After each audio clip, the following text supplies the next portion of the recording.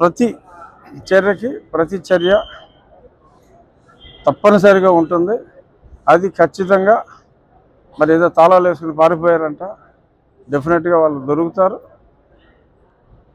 ఖచ్చితంగా నా ఉద్దేశంలో అయితే రాగల 24 గంటల్లో డెఫినెట్గా వాళ్ళని అరెస్ట్ చేయటం జరుగుతుంది.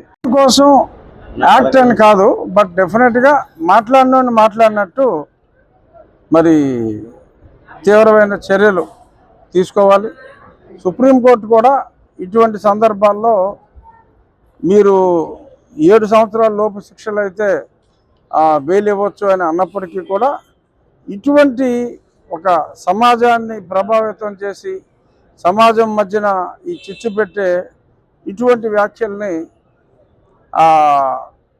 ఉపేక్షించే అవకాశం లేకుండా రీసెంట్గా హైకోర్టు తీర్పులు, అలాగే కొద్దిమంది సుప్రీంకోర్టుకి వెళ్తే వాక్ స్వాతంత్రం ఉంది కదా అని నోటుకొచ్చినట్టు వాగటం అనేది ఒప్పుకోరు అని బెయిల్ తిరస్కరించిన సందర్భాలు కూడా ఉన్నాయి.